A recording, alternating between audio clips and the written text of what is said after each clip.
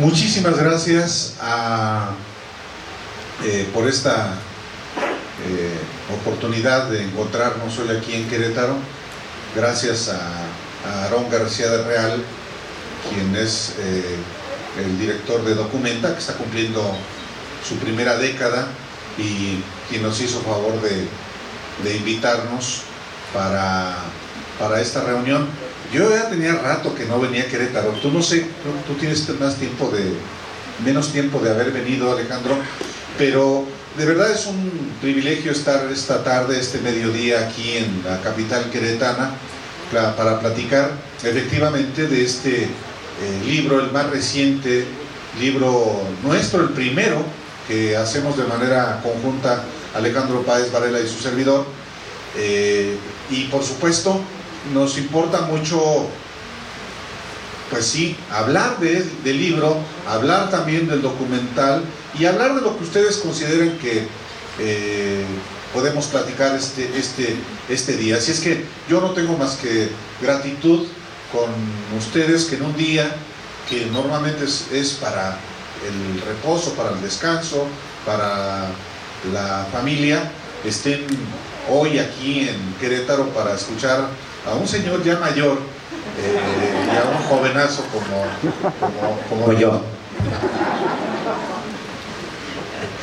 Muchas gracias por estar aquí, de verdad, muchísimas gracias. Como dice Álvaro, en sábado, pues nosotros nos tenemos que escapar de la rutina y para poder presentar, pues venir en sábado.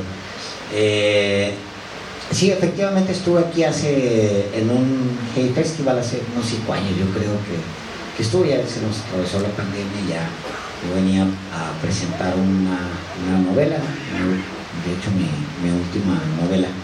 Y ustedes saben lo que es el proyecto, el de la disputa por México, que lanzamos apenas en 1 de abril, que era importante para nosotros, y aunque muchos no lo creen, no planeamos que fuera justo el 1 de abril cuando lanzáramos los documentales y el libro, que se cumple un año que salimos de la octava. Se cumplía en ese momento un año que habíamos decidido dejar. No habíamos decidido dejar, nos echaron. Yo digo que renunciamos. Bueno, renunciamos. Y en los hechos sí renunciamos en algún momento, sí. Presentamos nuestra renuncia y bueno, esto permitió también, nos permitió concentrarnos en este proyecto todo ese año, en contar de qué se trata lo que está viviendo el país, de qué se trata esto que a muchos los asusta tanto y se les quiebran las piernitas porque ¡ay, la polarización, qué bárbaros! Pues no, había necesidad de que hubiera polarización, de que hubiera una definición de quién está de qué lado, porque en medio, en esa cómoda, Álvaro le llama alberca, y me gusta el término, en esa albercota de centro democrático, pues se escondieron por décadas y décadas la gente de todo tipo de calaña. En el centro democrático cabía un Ester Gordillo, o cabía un Jorge Castañeda, o un Lorenzo Córdoba, o un Claudio X González, o un Gustavo de Hoyos, o sea, o los chuchos del PRD, o sea, ¡ay, qué bonito! O Porfirio Muñoz Ledo, o sea, ¡ay, tan cómodo vamos a dividirnos el país ahora que estamos sentados aquí en el centro, vamos a dividirnos? Pues no, o sea, es importante que sepamos quién es quién. Hay gente que cobra dentro de ese margen tan amplio de centro democrático, que cobra en los periódicos como columnista, que cobra en la academia como académico, y al mismo tiempo cobra o sea, no, nomás lo utilizan como un espacio para desplazarse, para acomodarse tan cómodo, sin tener ningún compromiso con nadie, nunca. Sin tener compromiso con la gente, sin tener... Yo creo que lo que está viviendo el país es un momento, ya no es un momento de definición, Ya lo que estamos viendo ya es más bien el tránsito de ese arranque de definición, y yo creo que le sirve al país saber quiénes son cada quien, quién es cada quien. O sea, de repente Claudio X González pasaba con el cabello largo y muy humildito, de pantalón de mezclilla y ya sabes, medio hippie, medio sin rasurar pues bueno, pues no, es el hijo de un potentado, vive en una mansión, hay que ponerle el nombre y apellido. Muy libertario con Mexicanos contra la Corrupción. Pues no, Mexicanos contra la Corrupción no va a decir nunca que su padre y él se beneficiaron solamente del sexenio de Enrique Peña Nieto de 2.300 concesiones por asignación directa. Por asignación directa, miles de millones de pesos les entraron a sus familias. Pues así yo también soy un hippie. Está toda madre ser hippie. Digo, si eso es lo que estás buscando, ser rico y hacerte pasar por demócrata y libertario, pues está todo dar. Entonces, el proyecto de la disputa por México nace justamente de esa revisión del cotidiano de Álvaro y de su servidor, de revisar, de decir, espérenme, si sucede una disputa. O sea, hay una disputa en este momento por el país, y no todo el mundo va a demandar la atención a partir de valores. Es que el que está allí es un dictador. Sí, no, más dictador que quién, ¿no? O menos dictador que quién. ¿Cuál es el parámetro? ¿De dónde lo mides o qué? No, es que es un autoritario. Haberse aventado 90 años gobernando este país petrolero y haberlo saqueado, ¿no es un signo de dictadura o qué es? ¿Una chulada? ¿Cómo le llamamos?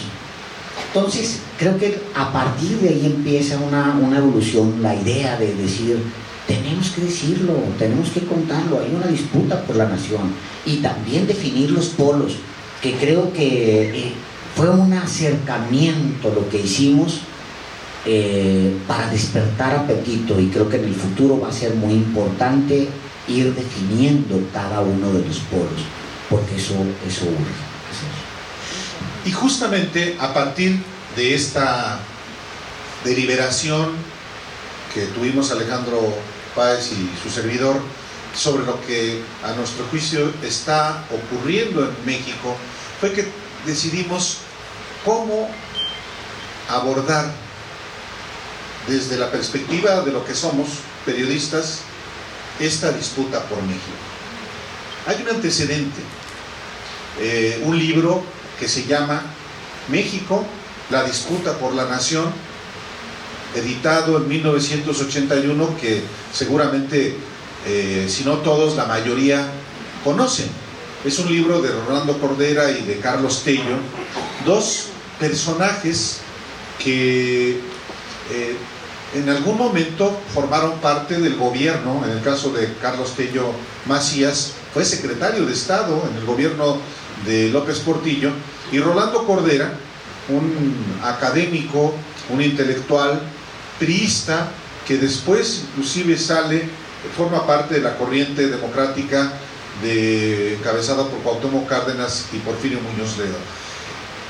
En 1981 es un libro muy relevante, La disputa por la nación, y es un libro muy relevante porque cuando apenas estaba incubándose el modelo neoliberal en México y en el mundo, es un libro que efectivamente acredita la disputa de dos proyectos en México: uno, el proyecto nacionalista, y otro, el proyecto neoliberal, claramente elitista, y elitista no solamente en términos económicos, es decir, la preponderancia de los grupos económicos, la preponderancia de las tesis económicas que estaban emergiendo y empezaban a instaurarse en todo el mundo, en Estados Unidos con Ronald Reagan, en Inglaterra con Margaret Thatcher, por ejemplo, poner dos ejemplos. Es un libro muy pertinente aquel, Pero han pasado 40 años desde entonces.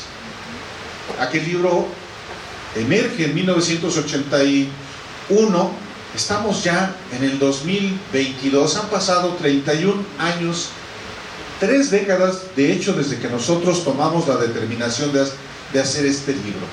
Y uno de los planteamientos que nosotros esbozábamos en las pláticas, Alejandro y yo, es, a ver, ¿y cómo entrarle a lo que hoy nítidamente está expuesto en nuestro país con 2 proyectos que no solamente tienen que ver con lo político y con lo electoral, tienen que ver fundamentalmente también con lo económico, a partir de una visión que se instauró en México y que fue hegemónica en México desde aquellos años de principios de los 80 hasta el 2018, el modelo neoliberal, y que no, digamos, tuvo ninguna diferenciación entre los gobiernos del PRI, desde Miguel de la Madrid hasta Ernesto Zedillo, con los del PAN, de Felipe Calderón y de Vicente Fox, y luego el de Enrique Peña Nieto. Claramente ese es un proyecto económico neoliberal, y que no solamente es económico, es también político y es electoral. Tanto que el año pasado se coaligan ahora formalmente ya el PRI, el PAN, con el PRD como pues rémora en los hechos, pero estamos hablando de los 3 partidos históricos del país que reivindican ¿qué? Pues reivindican lo que han sido estos años de modelo neoliberal, que claramente es antagónico al modelo que desde el 2018 está vigente en nuestro país. Y por supuesto que el proyecto que hoy está en el gobierno de la República, que encabeza Andrés Manuel López Obrador, y que ya tiene sus réplicas en los estados, 20 gubernaturas de la coalición encabezada por Morena, claramente pues están expuestos esos 2 proyectos. Y lo que nosotros decidimos fue no ser nosotros o solo nosotros como periodistas los que abordásemos esos 2 proyectos, sino ir con los protagonistas de esos 2 proyectos. Quienes se identifican con, por una parte, el proyecto denominado Cuarta Transformación, y hablan en este libro, quienes lo hayan leído lo saben perfectamente, y que no han leído aún, pues lo van a encontrar. Pues protagonistas del nivel de, por supuesto, los personajes pertenecen a Morena, como Claudia Sheinbaum, como Marcelo Ebrard, como Tatiana Cloutier, como Rocío Nale, como Ricardo Monreal. Personajes que obviamente no solamente forman parte de un proyecto, sino que lo reivindican ahora y hacia adelante. Y también hablamos pues con los protagonistas del proyecto antagónico, el proyecto que combate al proyecto de la Cuarta Transformación, y en el libro están expuestas las opiniones, el diagnóstico, las propuestas de este proyecto con partes de sus protagonistas.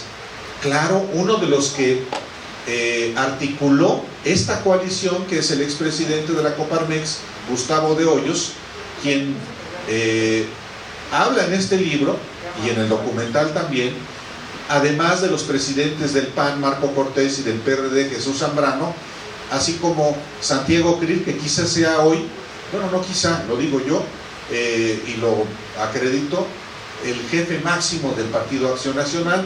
Y también hablamos, híjole, que cuesta mucho trabajo encontrar mujeres en el proyecto del PRIAN, pero hablamos, y era muy importante también hacerlo, con la gobernadora del PAN, de Chihuahua, María Eugenia Campos. Nos hubiera gustado hablar también, pero declinó, con Claudio X González, el magnate que en su mansión de las Lomas de Chapultepec, pues construyó, amarró, formalizó esta coalición del PRI-PAN-PRD, y que en las primeras reuniones en esa mansión que tienen las Lomas también asistieron los dirigentes del Partido Movimiento Ciudadano, y asistieron también lo que en aquel momento pretendía ser también un partido político, México Libre, encabezado por Felipe Calderón.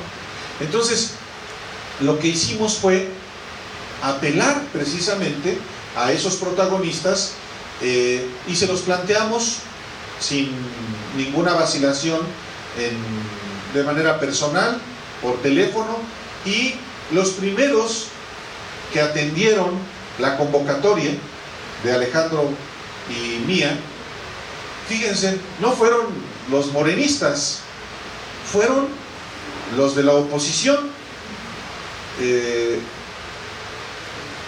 Gustavo de Hoyos fue el primero que dijo: órale, luego le pusimos fechas, y después los panistas y el presidente del PRD, y ya después, bueno, nos estuvieron hasta todavía el último día, cuando definimos hasta aquí. Si no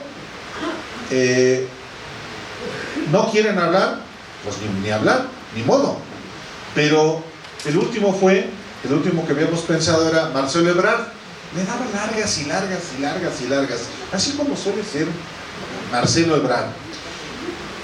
Y Ricardo Monreal por las mismas. No, pues estoy muy ocupado. Una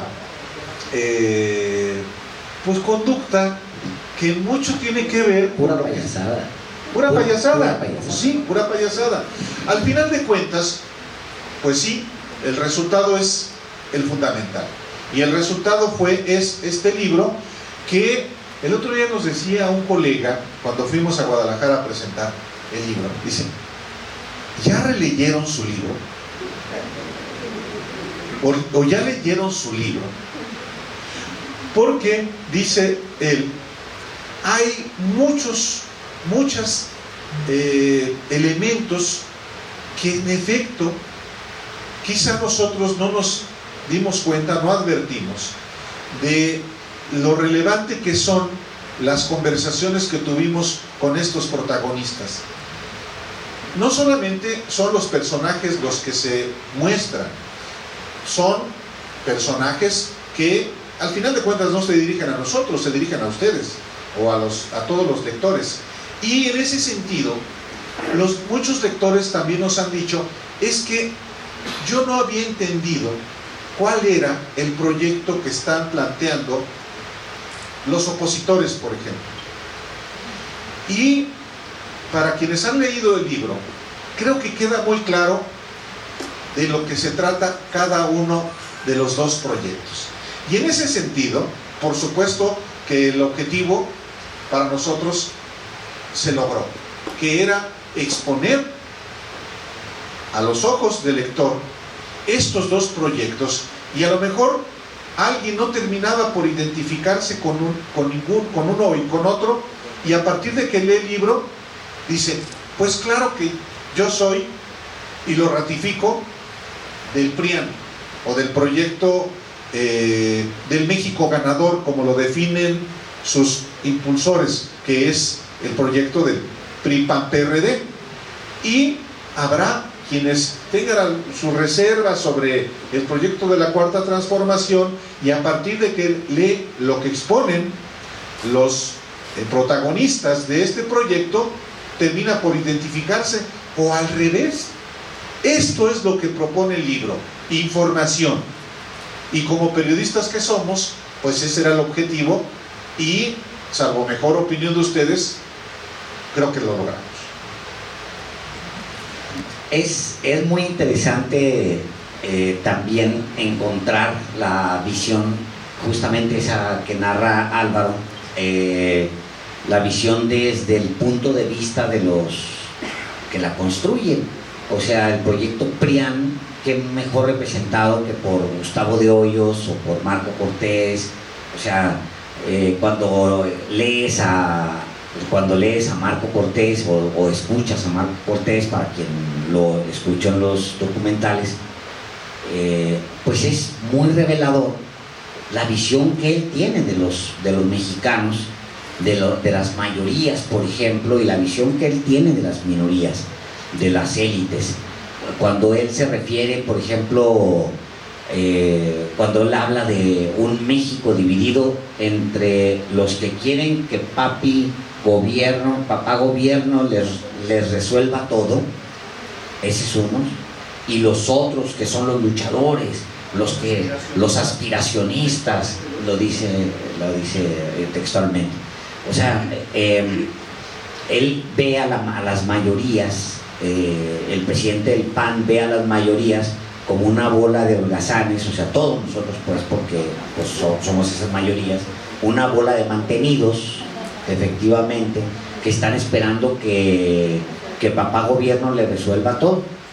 Yo cuando lo escuché dije, qué maravilla, honestamente, qué maravilla, o sea, qué definición más ad hoc, porque pues la definición te habla de cómo ven a las mayorías, la definición te dice dónde se sienten parados, y se sienten parados en una torre allá, viendo hacia abajo a todos los demás, que son una bola de flojos, mantenidos, que están esperando que papá gobierno les resuelva absolutamente todo, les dé todo. Y es muy importante leerlo, saberlo de su boca, porque esa visión no tiene sobrante, es redonda la visión, o sea, no obviamente porque sea real, sino porque así nos ven, o así ven a las mayorías, así ve esa élite a las mayorías. Una bola de mantenidos que habría que echarles camiones, bueno, en los hechos que hicieron, camiones pero cargados de soldados, ¿no? Que es lo que hizo Calderón al final, le valió completamente sombrilla y mandó al ejército a las colonias en lugar de llevar arbolitos, de llevar desarrollo, de provocar crecimiento, de llevarle dulces a las muchachas de la industria de la maquila, de llevarles transporte, de generar bienestar, ¿no? Soldados y balazos. Y esa es la respuesta que tiene el PAN para eso, porque esa es su visión. A esos hay que aplastarlos, a esos que son muchos hay que mantenerlos a garrotazos abajo. Y yo pensaba siempre, la frase esa me cayó, porque mi mamá siempre me la recuerdo con esta idea de, híjole, ahí viene otra vez, ¿no? Estoy oyendo a mi mamá rebotando alguna conversación con mi papá, diciéndole, ya viene otra vez esto, Aurelio, diciendo, ya viene otra vez la crisis, otra crisis, ¿no? Hay que apretarse el cinturón, hay que dejar de gastar en qué, pues si no, ¿qué se gasta en una casa? Siempre se vive siempre con el gasto ahorcado, y siempre pues de qué, cuando estábamos chicos, de qué más se podía, pues si ya pues, básicamente la comida eran nopales, arroz, frijolitos, y luego de vez en cuando un pedacito de pollito, y de vez en cuando y eso era nuestra clase media, así crecimos, esa era la clase media, estirar y estirar el gasto y estirar el gasto y todo el tiempo. Pues, pero yo no recuerdo nunca a mi mamá ni a mi papá esperando que el gobierno le resolviera todo, porque esa es una mentira, porque el gobierno nunca te resuelve absolutamente nada, porque el gobierno al contrario está para joderte más. Esos son los gobiernos, eso es lo que tuvimos por 100 años, gobiernos abusivos, dispuestos a quitarte lo último. Si te quedaba en el refri un pedacito de pollo, ese lo quiero, y ese te lo quito. Y ese es los gobiernos que se han vivido en México, y básicamente la síntesis del neoliberalismo es ese. Ahora, cuando el presidente López Obrador decía que qué oportunidad era esta crisis que estaba para mostrar un modelo distinto. Obviamente le torcieron las palabras, que dijo que qué bueno que se iban a morir todos, y ya saben cómo es, ¿no? Salió de principal, desea AMLO muerte de todos.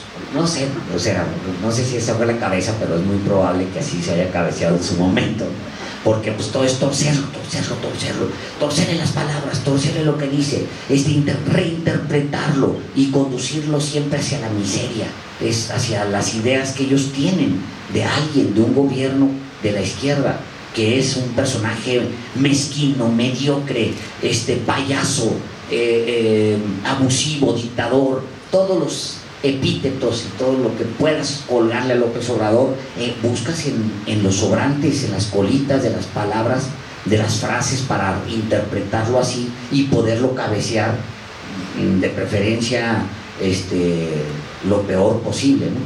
Pero cuando él decía esto de que era una oportunidad para mostrar, lo fue, y la historia, óiganme bien, así lo va a consignar. No la historia que hace Krause, porque esos han narrado el neoliberalismo, 40 años, Krause, Aguilar Camín, que son los historiadores, digamos, del oficialismo. No, la historia con H mayúscula, la historia como asignatura, la historia como la historia, la va a leer distinto, porque quienes fueron corriendo a Palacio Nacional fue justamente el CCE, fueron los empresarios a decirle, oiga, endeúdese 5 puntos del PIB, o 4 o 3 puntos del PIB, 4 puntos del PIB, endeúdese para que le preste a los empresarios dinero, porque si no esto se va a hundir. Yo no recuerdo que hubiera una manifestación de todos ustedes ahí enfrente de Palacio pidiendo dinero, y se supone que ustedes son los que esperan que papá gobierno le responda todo, ¿no? O sea, todos ustedes salieron de su crisis sin ir a llorarle allá al presidente del Palacio Nacional, o sea, con las bolsas cargadas de morralla, ir a rogarle al presidente con la misma estrategia que han vendido por décadas, que es, oiga, es que nosotros somos los que generamos el empleo. Pues sí, generas el empleo, güey, pero el trabajo que yo te doy también te genera tu riqueza. O sea, no me vienes a presumir, ay, de los empleos y los... No, mi trabajo es el que te hace rico a ti, güey. A ti es el que te hace rico. Yo te ayudo con mi trabajo a hacer que tú te hagas rico. Entonces ahí van los empresarios y se paran con el presidente López Obrador a decirles, creo que estoy diciendo muchas malas palabras para Querétaro.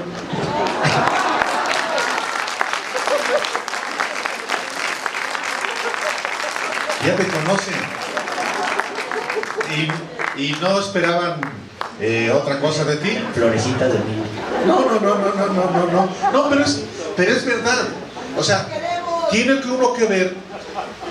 Yo lo recuerdo cuando había la expectativa en marzo de 2020, apenas unos días después de que la Organización Mundial de la Salud pues define como pandemia la enfermedad de la COVID como consecuencia del virus SARS-CoV-2. ¿Qué era lo que estaba en la expectativa, de manera particular en los círculos que en efecto siempre habían estado esperando ante una circunstancia económica adversa un plan de choque? Bueno, la expectativa era qué plan hay para enfrentar lo que viene, que va a ser muy complicado, como efectivamente lo fue y lo sigue siendo a nivel del planeta. Una pandemia como la que no había habido, o más bien una crisis económica planetaria como no había habido en un siglo. Y yo recuerdo que además lo platicamos en el programa, todavía estábamos en la octava, y la expectativa era pues cuál va a ser el plan. Y lo que fue muy frustrante para quienes esperaban, por ejemplo, un endeudamiento como el que propuso el Consejo Coordinador Empresarial en aquel momento. Yo inclusive mostré el documento que le presentó el organismo cúpula del sector privado al presidente de la República en una reunión que tuvieron. Efectivamente, aumentar en 4 puntos del Producto Interno Bruto la deuda de México para financiar efectivamente no a la gente, sino a las empresas. 4 puntos del Producto Interno Bruto eran más de 100,000 millones de pesos.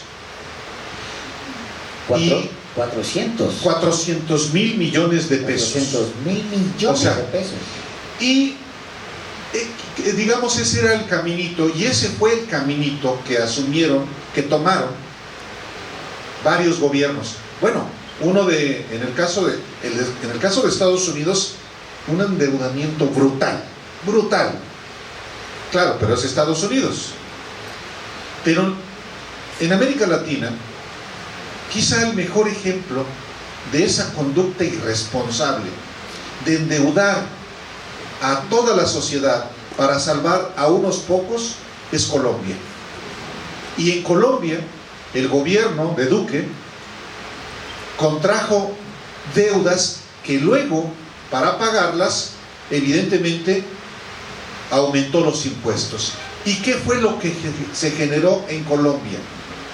Pues un descontento enorme, tanto que lo echaron del poder, nada menos.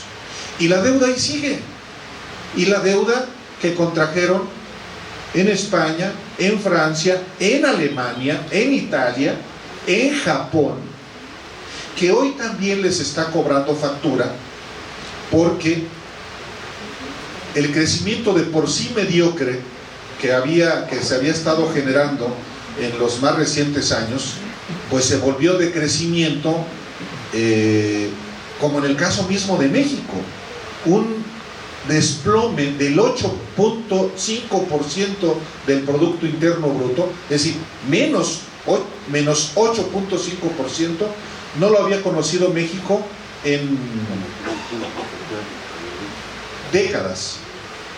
Pero ¿cuánto decreció? Y eso es un decrecimiento de todo el planeta.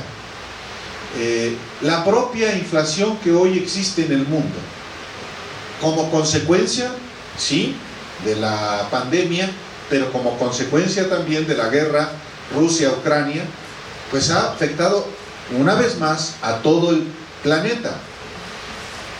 Y claro, a la hora de analizar, en el caso de México, a la hora de discutir públicamente cómo es posible que México haya decrecido en tal porcentaje y su crecimiento sea, por ejemplo, este año del 2% del Producto Interno Bruto, pues en efecto en la discusión está, sí, ven a más el crecimiento de este país tan mediocre. Bueno, es un crecimiento tan mediocre como lo fue durante todos los años del modelo neoliberal, promedio 0. Y en el mejor de los casos, crecimiento promedio anual durante casi 3 décadas, de 1%, 2% del Producto Interno Bruto. Claro, con un endeudamiento brutal que seguimos pagando permanentemente todos los mexicanos, como a partir del FOBAPROA en 1998. Entonces, solamente por hablar de este ejemplo que retomo de lo que estaba exponiendo Alejandro, es, digamos, uno de los temas que concitan debate entre estos dos proyectos que están en tensión. ¿Qué tanto? Y eso yo se lo recomiendo a quien no lo ha leído. La entrevista con Gustavo de Hoyos es una entrevista, como se lo pedimos a todos los que entrevistamos, con mucha franqueza, con mucha claridad, no con consignas, porque las conversaciones buscan que sean ideas, que por supuesto los protagonistas de uno y otro proyecto hagan el diagnóstico sobre México. Y parte de lo que yo acabo de decir está en el libro. Hacen el diagnóstico de lo que hoy es México, de lo que fue México en las décadas recientes y de lo que proponen que sea México hacia el futuro. Y encuentran, por ejemplo, en el caso del proyecto del PRIAN, que encabezan Claudio X González y Gustavo de Hoyos. Gustavo de Hoyos es muy, desde mi punto de vista, articulado, muy claro en la formulación de esta propuesta de lo que él denomina el México ganador. Y en resumen es volver a lo que había antes del 2018. Y está correcto, hay quien dice, ese es el modelo con el que yo me identifico. Y él expone por qué, inclusive retrocede hasta el inicio de cómo México ingresa al GATT, que es, digamos, la parte del origen del modelo neoliberal en México en el gobierno de Miguel de la Madrid. Y está correcto. Y la contraparte es, bueno, una de quienes, digamos, hace este diagnóstico del país en las décadas recientes y de lo que hoy está ocurriendo a México y que propone que siga pasando en nuestro país, es Claudia Sheinbaum. Y en ese sentido, quienes lean el libro encuentran insumos informativos, argumentos precisamente para enriquecer también la deliberación pública, que hoy no solamente es necesaria, sino urgente. El que haya una calidad de debate entre estos proyectos. Y creo que en ese sentido también, bueno, nos estamos chuleando también el libro, ¿no? Y en ese sentido también pienso que el libro logra su propósito, que cualquier persona que se identifique con un proyecto o con el otro encuentra argumentos para decirle al compadre o al compañero de trabajo o al primo, hermano o al entenado o a la novia: mira, yo creo en este proyecto con base en esta argumentación y tú estás equivocado con base en esta argumentación. Y en ese sentido pienso, también es muy bueno que se pongan en contraste, en blanco y negro, los planteamientos de uno y otro proyecto. ¿Que tienen que ver con partidos? Sí tienen que ver con partidos, pero tienen que ver fundamentalmente con lo que México ha sido, con lo que México es y con lo que México debe ser hacia el futuro. Y bueno, esa es la democracia. La democracia es que los ciudadanos opten por uno o por otro proyecto. En el ámbito electoral, que voten por una u otra opción electoral, y que en la cotidianidad también discutan y fijen su posición a favor o en contra de cualquiera de estos proyectos. Esa es la democracia. Y la democracia es que no solamente un ciudadano igual a un voto. La democracia es también que una mayoría gana el poder para poder empujar su proyecto, y que abiertamente digan con qué proyectos se están proponiendo hacer, y que no digan una cosa y que en realidad van a hacer otra. Que no haya engaño en ese sentido. Y una vez más, el propósito del libro es ese. A ver, ¿tú qué le vas a proponer a México si quieres ser presidente? Pero de a de veras.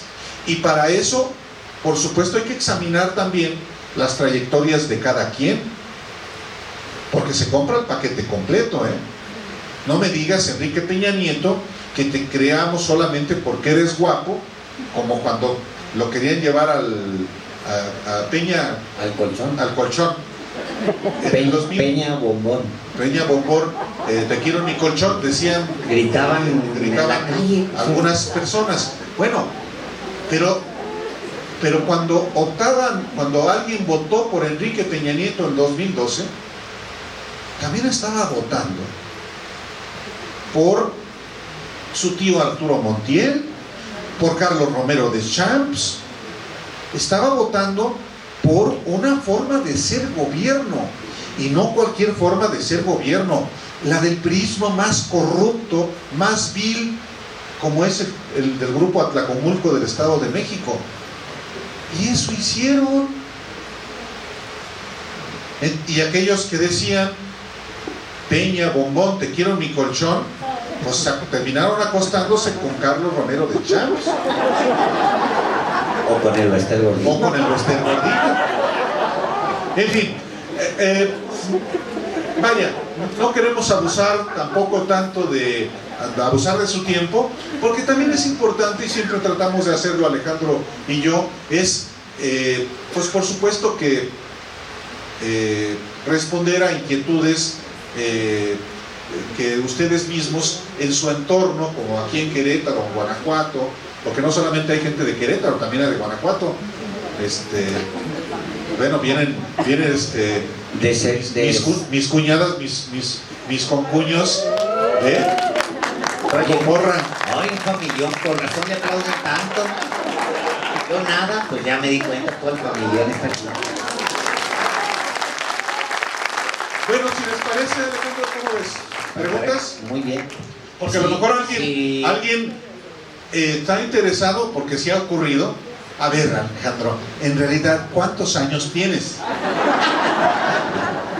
Eberto Castillo, años 70, traía un libro con muchos ensayos, y uno de los ensayos era cómo la CIA había entrado a México a impulsar la idea primero de vender petróleo, mucho, todo el que fuera a Estados Unidos, que fue lo que hicimos todos estos años, o sea, vender crudo, vender el crudo, malbaratar el petróleo. Lo que hizo Fox, que tuvo el más grande pico, es profundamente irresponsable. Bueno, todo el sexenio de Fox no se ha analizado a fondo, pero es profundamente irresponsable. Ese individuo le hizo un daño terrible a México, en deuda, en lo que le hicieron, lo que se hizo con Pemex, lo que se hizo con CFE. Lo de Fox es terrible, terrible, terrible, y hay una revisión ahí, pero por ahí iba, siempre desde afuera. Y claro, aquí adentro, pues, híjole, los traidores, los vendepatria siempre. Y todos tenemos en realidad una posición ante lo que está en curso, lo que está en marcha y lo que viene. Sí, yo creo que como pocas coyunturas hay una efervescencia política en nuestro país que es muy positiva. Sin duda es positiva, porque los asuntos de gobierno son asuntos que nos conciernen a todos. Las decisiones y las omisiones que tienen una repercusión en la vida cotidiana de las personas nos conciernen absolutamente a todos. Y cuando hay coyunturas electorales, pues por supuesto, con mayor razón, en ese ejercicio que nos permite la democracia, pues es tomar una definición, no zafarse, no escabullirse, sino tomar una determinación. Por eso es importante que haya polarización. La polarización hay quien la ve como algo negativo. No, es importante, porque obliga a asumir definiciones propias, pero no solamente pensando en uno mismo, sino pensando en la comunidad, en los otros. Parte del individualismo o parte del neoliberalismo tiene que ver con el individualismo, es decir, que no nos importen los demás, que no nos importe, ya no digamos el país, que no nos importe ni siquiera nuestra comunidad, el lugar donde vivimos, el lugar, los compañeros con quienes trabajamos, con quienes hacemos vida comunitaria. ni siquiera con las personas que nos apoyan no solamente vendiendo los productos, sino apoyándonos también en la limpieza de nuestras casas. Entonces, el modelo neoliberal es eso también, individualismo. Y, por supuesto, un objetivo solamente personal de acumular bienes. Y hay quien dice, sí, eso se vale, y es correcto, uno no lo comparte, pero hay quien así piensa. Pero él ya se ha definido, uno también se define. Ya a la hora de las elecciones, por supuesto que uno dice, por aquí. Insisto, que no nos dé miedo ni le temamos a la discusión intensa. Todas las democracias son estridentes, la democracia es ruidosa, la democracia genera también discurso de liberación intensa, a veces más pasional que cerebral, pero para mí siempre es mucho mejor la pasión a la pasividad, sin duda. O el enojo, el enojo, la indignación nos mueve. El conformismo, la indiferencia hace que las personas y las sociedades sencillamente no avancen. Y bueno, hay antes del 2024 dos elecciones fundamentales, el Estado de México y Coahuila. Y hoy, digo, en el Estado de México no es solamente importante en términos de electores, es importante porque ahí durante casi un siglo ha tenido vigencia un modelo de hacer política que tiene en la corrupción su corazón. El grupo Atlacomulco es eso, la corrupción como una forma de hacer política, y ese modelo se expandió por todo el territorio nacional y en muchos lugares fracasó. Se puede decir, bueno, en Guanajuato se le puso un alto desde hace 30 años y en efecto en Guanajuato ha gobernado el PAN de manera ininterrumpida durante 3 décadas, como lo hizo en Baja California.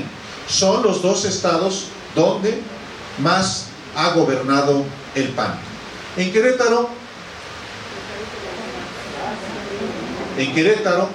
el primer gobierno de Francisco Garrido, de Loyola, al que sucedió Francisco Garrido Patrón, hubo un sexenio priista y hoy está Curi. Bueno, también aquí, como en Guanajuato y en otras entidades, ha habido alternancias por otras vías. Y hay mayorías. En Guanajuato arrasa el PAN, ha arrasado el PAN, como en Querétaro. En otras entidades ya no, ni el PRI, ni el PAN. Y algo interesante va a ocurrir en el Estado de México, no tengan duda, el próximo año, y en Coahuila. ¿Qué va a pasar en el 2024? Si las cosas siguen como van, pues va a ganar Morena otra vez. Cualquiera que sea el candidato o la candidata.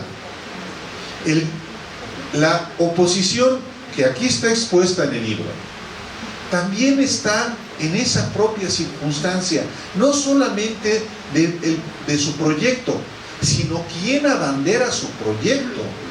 Y todo proyecto, ¿no?, ustedes lo saben, no es solamente ese proyecto en sí mismo, sino quién es ese equipo y quién es ese líder. Y los líderes suelen ser los candidatos. El gran problema que hoy tiene específicamente la oposición es que no hay líderes. Hay, por ejemplo, presidentes de los partidos, pero en esos partidos no hay líderes. Y hay quienes, por ejemplo, examinan si puede alguien de Morena romper y enarbolar, o están engordando a algunas figuras como Luis Donaldo Colosio. Concluyo. Si hoy hay elecciones en México, es que se agarra monte. Sí, si hay elecciones en México, no tengo duda de que va a ganar el candidato o la candidata de Morena. Gracias.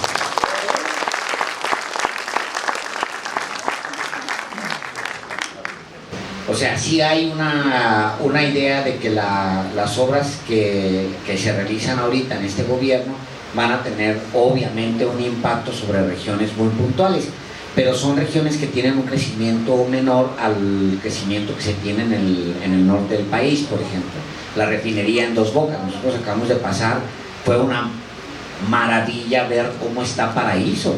Paraíso de verdad es digamos que el municipio cercano a Dos Bocas está convertido en una maravilla, de verdad. Era una cantidad de gente comiendo en los restaurantes llenos, la gente, o sea, se nota un impacto.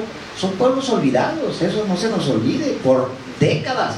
Y petroleros, pueblos petroleros abandonados por décadas. Entonces, él trae una visión de voltear a ver hacia allá, de ver el sur, sureste, impulsar el desarrollo en esos lugares, y yo creo que aquello va a terminar jalando al resto del país, porque el desarrollo que se genera, por ejemplo, con el turismo, que es la idea central del Tren Maya, pues tiene un impacto en todo el país. Ahora, es muy importante también entender que todas las lecturas que ha habido siempre sobre la izquierda en este país siempre han estado torcidas. Todas, absolutamente, las lecturas que por un siglo se han hecho sobre la izquierda han estado desvirtuadas, empezando con la prensa, esta que yo creo que es la peor prensa. Yo trabajé en Reforma, o sea, y lo digo con orgullo, porque Reforma en su momento, para quien estaba en el periódico Universal, Reforma era un periódico liberal, que te pagaba bien. El que estaba en el Universal pues pertenecía a un periódico priista, ¿no? Ese era un Reforma. No, yo no me avergüenzo en lo absoluto, me da vergüenza Reforma. Pero lo que quiero decir es que en general la izquierda siempre ha tenido una lectura mala en México, ya sea por la razón que ustedes quieran, y es un tema que nosotros nos estamos planteando, que es, hay que decir qué es la izquierda, nos falta contar la izquierda, decir, oigan, ahora resulta que ser de izquierda era esconderse bajo de esta silla, era bajarse, porque pues no hay una tradición de izquierda en este país. Si les gusta Villa, pues bueno, esa es la izquierda, ahí empieza, y no tiene ninguna razón de apenarse que alguien pueda decir yo soy de izquierda y levanto el puño izquierdo. ¿Cuál es el problema? Ahora resulta que pensar por los demás debe castigarse. Durante décadas hubo que esconder la idea de que los pobres tenían que ser una solución y no un tema de vergüenza, de que nosotros teníamos que tener una responsabilidad con los pobres. ¿Saben qué es lo que sucedió? Pues se regresaron los pobres, pero a agarrarnos a balazos. Eso es lo que está pasando en el país.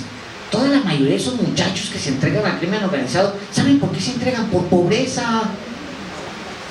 Vienen a respondernos, ¿sabes qué? No me diste, tuviste la oportunidad de darme desarrollo, México. Tuviste la oportunidad de sacarme de ahí de la miseria. ¿Qué querías? Otras 20 generaciones, mis abuelos fueron pobres, yo también soy pobre. Más generaciones de pobres, pues no, aunque viva 5 años más de mi vida más y hasta ahí se acabe, pero voy a ir por lo que creo que es mío y me lo voy a robar. Eso es lo que pensaron. Pues vean cómo está el crimen organizado. La mayoría de eso tiene una base social. Tiene base social porque todos esos desarrapados que los volteamos a ver de reojo, esos que no dejamos entrar a la ciudad, que les quitamos la muñeca, pero las agarramos a las señoras a patadas y las corremos del centro porque están feas y prietas, porque nuestra idea, lo prieto es feo. Pues eso es lo que pasó. y ahora lo estamos pagando todos, porque ¿saben qué? Ahí donde están los clubes de golf, ahí no pagan la violencia ahí no entra, no entran los balazos allá en los clubes de golf, y ahí en los clubes de golf se planeó esto que estamos viviendo ahora, ahí se planeó, y eso no lo pagan, pues la pasan a toda madre, ¿no? Con los jardines, esos kilómetros de jardines verdes sembrados, mientras la gente se muere de sed.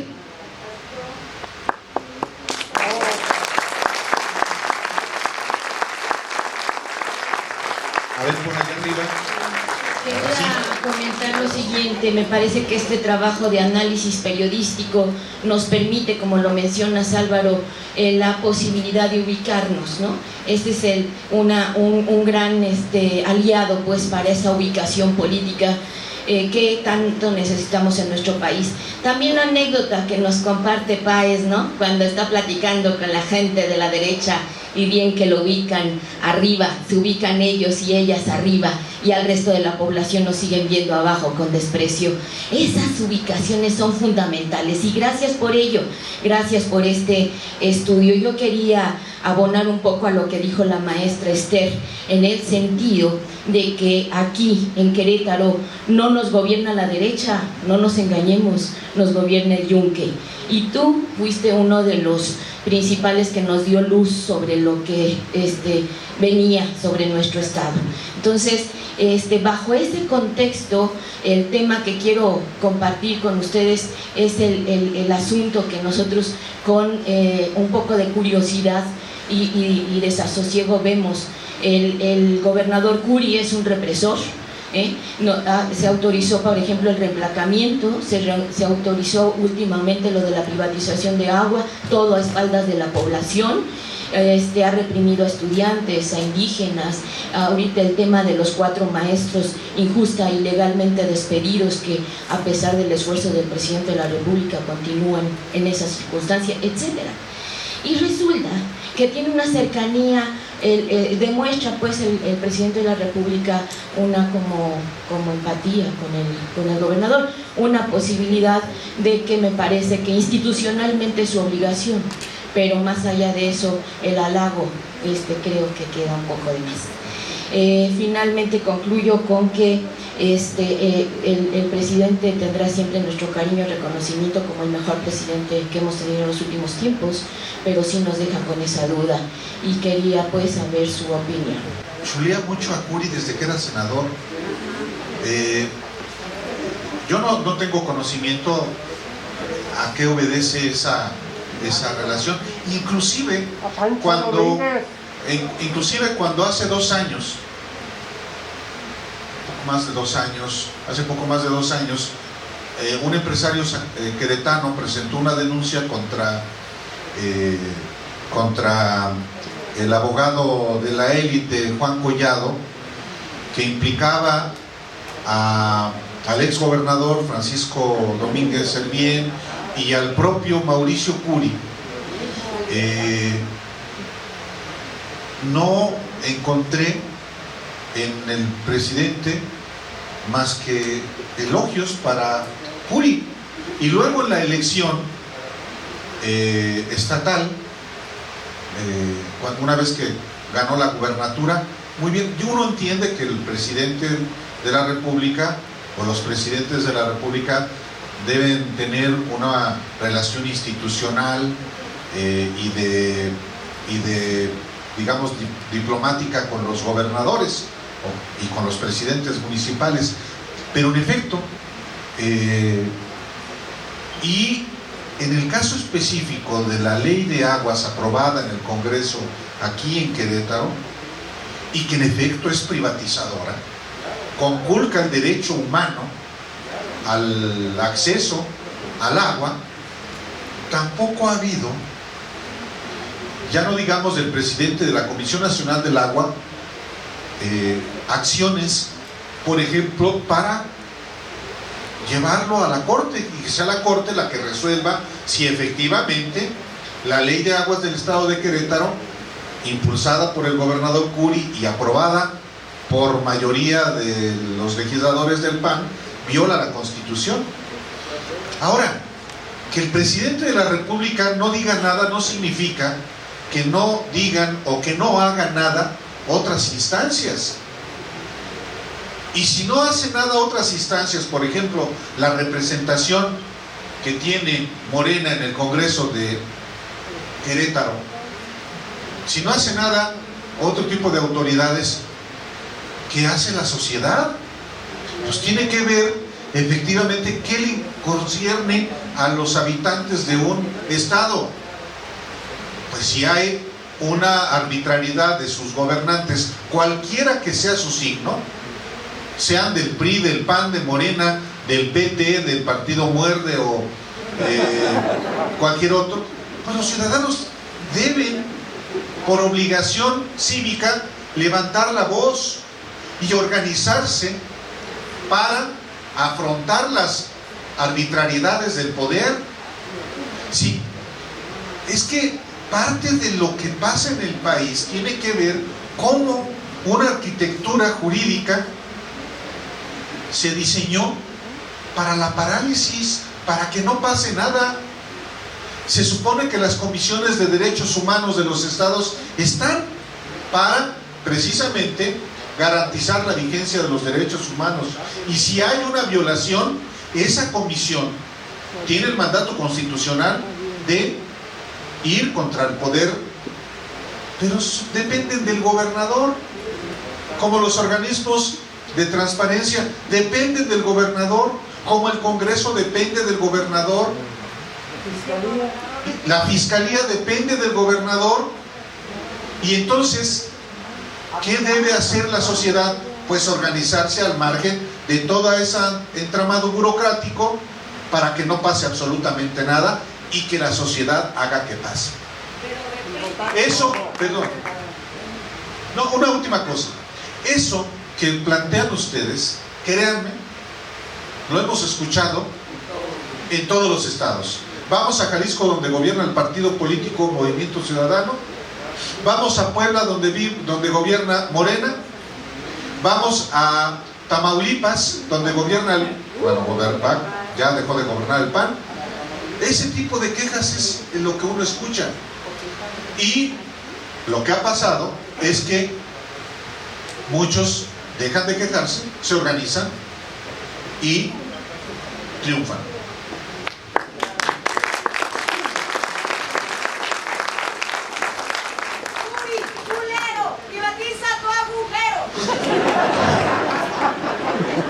A ver, pásenle el micrófono.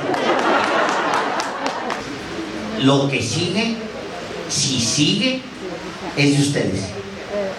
Ya no depende del presidente del Museo. Es de ustedes, en realidad. De cómo se organicen en la colonia para vigilar un presupuesto participativo. De cómo se organicen en la... O sea, ya depende de esta sociedad. Ya López Obrador ya hizo lo que podía, ¿no? Ya está ahí ya y sufrió. Todo el tema de lo de la deuda, de no endeudarse. Cuando el presidente López Obrador dice, no les voy a dar a ustedes, porque siempre se les da a los mismos de Fobaproa y demás en esta crisis, les dicen, no, vamos a irnos de abajo hacia arriba. Termina convirtiéndose en la mecánica del resto del mundo. Lo que sucede en Estados Unidos es que entran con un rescate y luego ¡pum! Biden se para y dicen, no, depósitos a las familias directos, ¡pum! ¡Pum! Empiezan los depósitos. Pasa exactamente lo mismo en España. ¿Ustedes leyeron una sola nota en la prensa mexicana? Salvo, sin embargo, por supuesto. Cero.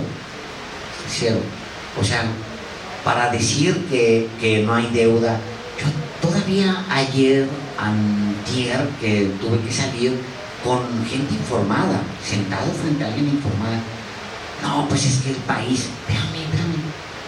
O sea, a lo mejor no está en crecimiento, digo, estamos en medio de la peor crisis en un siglo, tranquilo, pero ¿tú te acuerdas que en algún momento en la historia, en tu historia personal, de individuo, de tu familia, el dólar haya bajado? No, hombre, ¿cuándo? El dólar subía y allá se estaba, nunca bajaba. Una vez que subía, bájalo. Nunca. está exactamente en la misma paridad. ¿Qué es eso? ¿Es para presumirse? No, el tipo de cambio no. De hecho, en este momento el tipo de cambio afecta a la economía, porque es demasiado, nos hace menos competitivos, está demasiado fuerte el peso y nos hace menos competitivos. No es tan pero las importaciones también, a su vez, que tampoco es una salida, benefician. Pero es un signo de fortaleza de la economía. Es un signo de fortaleza. ¿Qué quiero decir con todo esto? Todo eso no está en la prensa. No lo vemos en la prensa. O sea, no hay un tratamiento. Y ese maltrato, no es exclusivo de López Obrador. Es un maltrato que viene de al menos 100 años. 100 años donde la izquierda ha sobrevivido a pesar de toda la presión que se ha ejercido desde todos los frentes, los empresarios, el gobierno, los medios de comunicación, todos en contra del proyecto de izquierda, siempre en contra del proyecto de izquierda. ¿Por qué? Pues porque al final, y la frase es de López Obrador, le tienen miedo a la gente, porque soy la izquierda, la izquierda de la gente. Entonces, obviamente, sí se ha construido una nueva ciudadanía, hay una nueva ciudadanía a partir de los medios alternativos de comunicación, y qué bueno que se esté generando. Tiene que ver con esto. A ver, nosotros, a excepción de una conversación que tuvimos ayer con Escobar, ¿dónde está? Agustín Escobar Ledesma, que hizo favor de invitarme a una entrevista en el espacio de información que tiene. ¿Por dónde se informaron ustedes que íbamos a estar aquí? Pues por nosotros, sobre todo, por radio. Bueno, ustedes no van a encontrar una entrevista con Alejandro Páez y su servidor ni en Televisa, ni en TV Azteca, ni en Reforma, ni en Universal, ni en La Jornada, ni en Proceso, ni en Milenio, en nada, en ningún medio. Bueno, nada más latinos, eso sí, ¿no? No, lo que digo es lo siguiente. Lo que digo es que nosotros inclusive venimos, nuestra biografía está asociada a los medios tradicionales de comunicación, pues sí. Cuando no había internet, por ejemplo, cuando no había las tecnologías, las plataformas que hoy existen, si uno quería ser periodista, trabajaba en los medios convencionales de comunicación. Yo comencé en 1986 en un pequeño periodiquito, una revistita, y luego entré y ya muy mayor. En el Nacional, en el Financiero, en el Universal, en Proceso, hasta el año pasado, y incursionamos, Alejandro Páez y su servidor, en la radio comercial, en Radio Centro, y luego que se convirtió en La Octava, y salimos de ahí, renunciamos porque las circunstancias porque nos cambiaron las reglas y dijimos hasta aquí.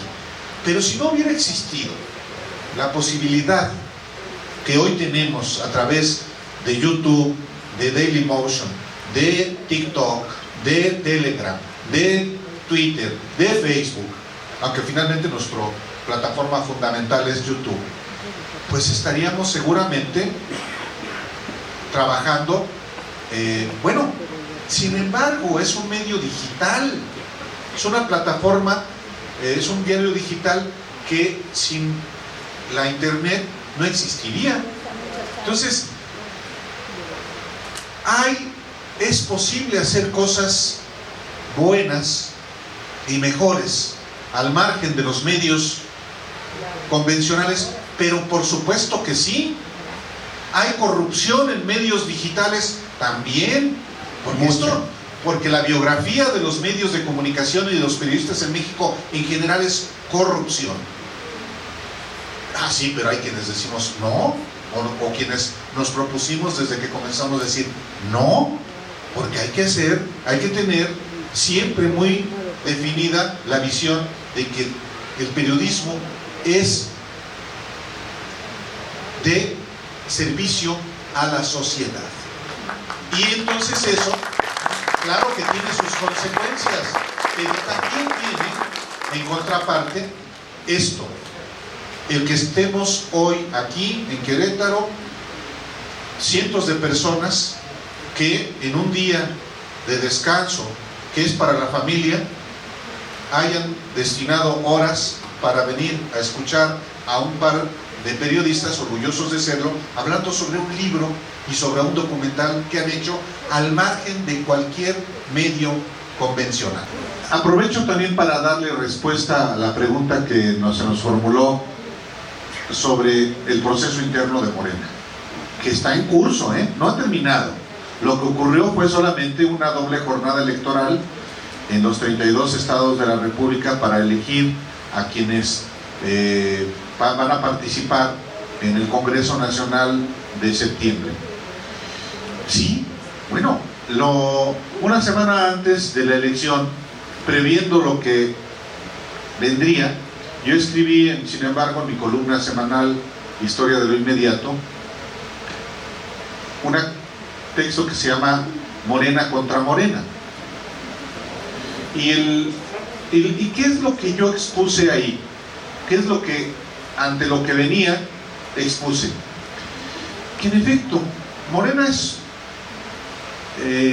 un partido en construcción, que tiene diversos orígenes, y parte de los vicios de esos diversos orígenes los sigue arrastrando.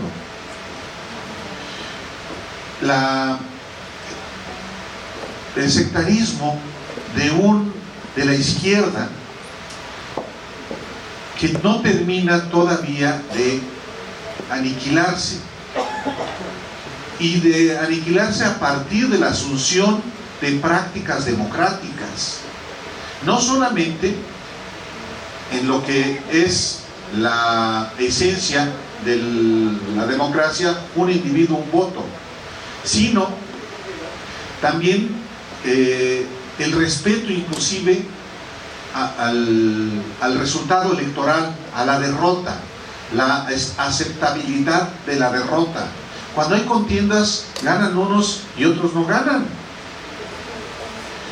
Eso por una parte. Y por otra parte, la ola que levantó López Obrador en la elección del 2018 fue de tal magnitud que arrastró también mucha basura política, y que oportunistas procedentes de otros, no solamente partidos, sino otras prácticas, se incorporaron. Y entonces hay elecciones, con toda la historia de elecciones fraudulentas en nuestro país, y se incurren en ese tipo de prácticas. Cuando ocurren, debe haber inmediatamente una consecuencia.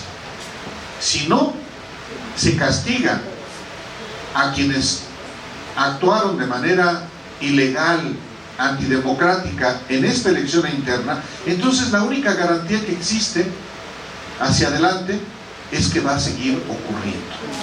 Y eso no es bueno, no solamente para Morena, no es bueno para México.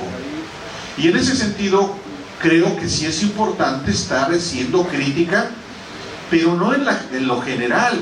Generalizar desinforma.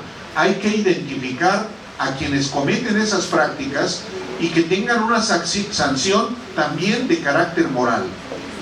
En fin, yo creo que en ese sentido, concluyo, también es un asunto que no solo le corresponde a un individuo, le corresponde al colectivo. Es como cuando efectivamente López Obrador se va a ir del gobierno nada menos que en 2 años. ¿Y después qué? Es que nadie va a estar a la altura. Pues no, no va a haber otro que sea igual a López Obrador. Ojalá sea mejor, presidente hombre o presidente mujer. Y eso pero eso solamente va a ser posible en la medida también en que haya una sociedad vigilante, activa, que por supuesto no deposite su futuro en un solo individuo. Muchas gracias a todos por haber estado aquí, gracias por haber venido, ya son la 1:30 de la tarde, así que gracias a todos, gracias. Muchas gracias, abrazo grande. Muchas gracias a todos y por supuesto vamos a firmar todos los libros. Espérense, porfa.